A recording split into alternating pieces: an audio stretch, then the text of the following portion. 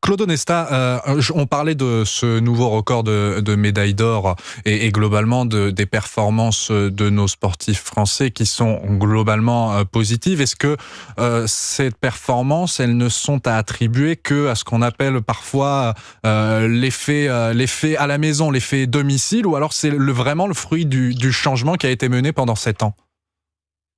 Écoutez, je pense que ça doit être un peu les deux, mais le travail qu'on a mené, il est exceptionnel parce qu'il a fallu. Enfin, c'est pas à nous de le dire, hein, c'est les autres qui le disent et tous ceux qui ont participé à cette aventure, et notamment les athlètes et les coachs qui aujourd'hui, l'État a mis des moyens plus conséquents qu'à l'ordinaire, donc on a eu l'opportunité de pouvoir investir dans des champs qui étaient jusque-là pas très explorés. L'accompagnement psychologique, la data, la recherche scientifique. Mais encore une fois, cette proximité, on a fait un travail sur les coachs qui a été exceptionnel et c'est eux qui nous remercient tous les jours du travail qui a été engagé, de la valorisation de leur métier. Donc je pense qu'on a recréé une dynamique, on a recréé une envie de réussir qui peut-être fait place à une forme de lassitude qui s'était installée dans le sport français et qui collait un peu à tout le monde. Alors oui, les jeux à domicile, c'est forcément quelque chose qui mobilise. Mais on l'a vu aussi, les jeux à domicile, pour des gens qui sont pas prêts ou qui sont pas complètement en place, ça peut être terriblement pesant et compliqué. Donc il fallait d'abord remettre de l'énergie, remettre de l'enthousiasme, remettre des moyens, remettre de meilleurs outils. Il nous reste encore des choses à améliorer, Claude Onesta? Écoutez, quand je regarde, je suis bien conscient que le résultat est exceptionnel. Vous savez, on était sur une moyenne, sur les 20 dernières années, sur les 5 derniers Jeux Olympiques, on était sur une moyenne de 37 médailles. Quand vous passez à 63, ça se fait pas comme ça, juste avec l'envie.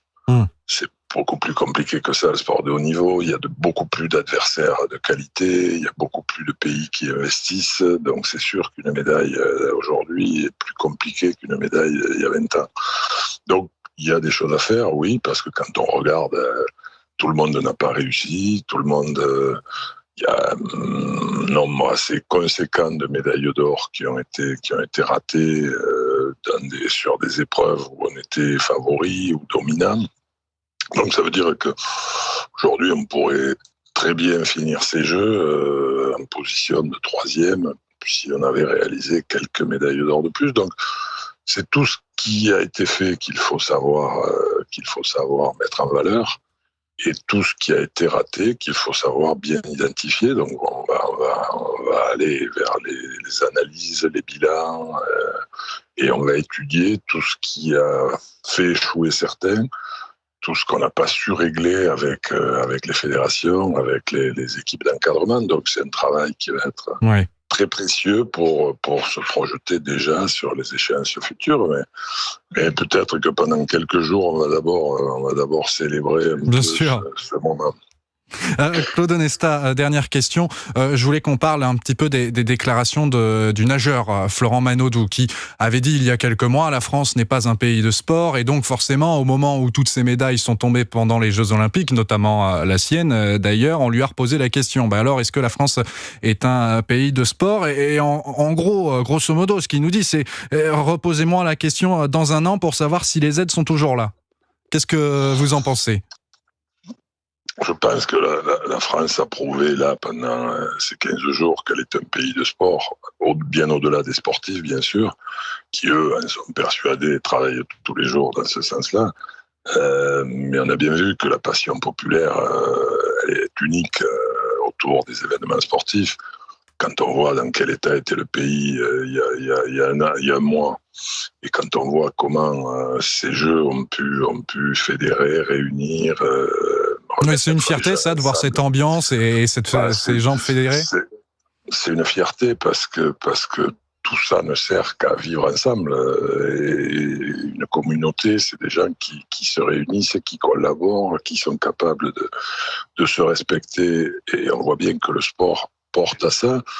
Donc, oui, quand vous dites être un pays sportif, c'est effectivement investir. Vous savez, le sport, c'est un investissement, ce ne sont pas des dépenses. L'investissement pour une jeunesse plus dynamique, plus associée, plus collaborative, en meilleure santé. Ah oui. Il ne s'agit pas de faire des médailles pour les médailles.